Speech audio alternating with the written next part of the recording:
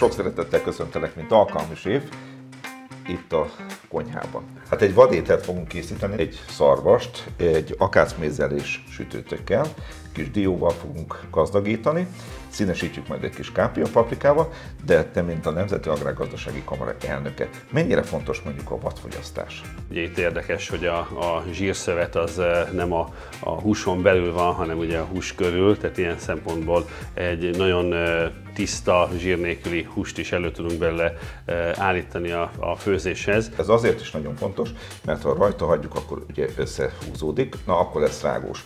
Ha szépen az le van szedve, akkor biztos, hogy egy nagyon egyszerű, nagyon könnyű receptet is választottunk, és úgy fogjuk elkészíteni.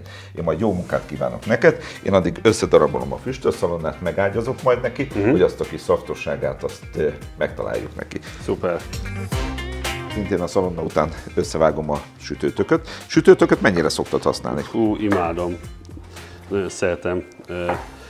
Én úgy, ahogy van egyébként megsütve, jellemzően a héjával együtt fogyasztom. Sokan a héját nem eszik meg, pedig szerintem az egyik legízletesebb része, legalábbis az én megítélésem szerint.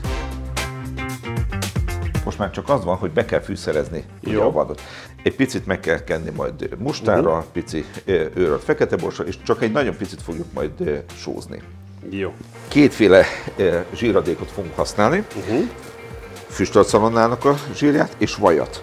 Ugye általában a francia konyha használja, de én azért nagyon szeretem a magyar konyhát, de ha sütőtököt teszünk bele, akkor sokkal kellemesebb illatvilága lesz a ragunknak, hogyha egy kis vajat is. Vajat szoktál lepasztálni?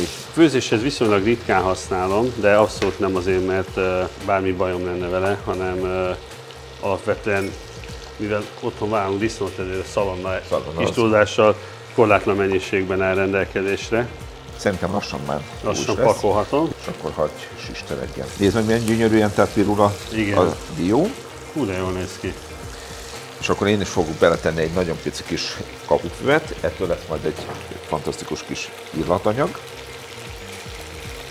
Itt azért csak mértékkel fogjuk használni a sót, mert önmagában itt ez a kis édeskés, kellemes ízt azt a sütőtök adja, a sóságot nem más, mint a füstölszalonna, és teszünk rá egy kis akácmézet, ettől majd fényes is lesz a ragunk, ízekben is, tehát nagyon gazdag lesz. Hagyjuk egy picit, hogy dísztelődjön.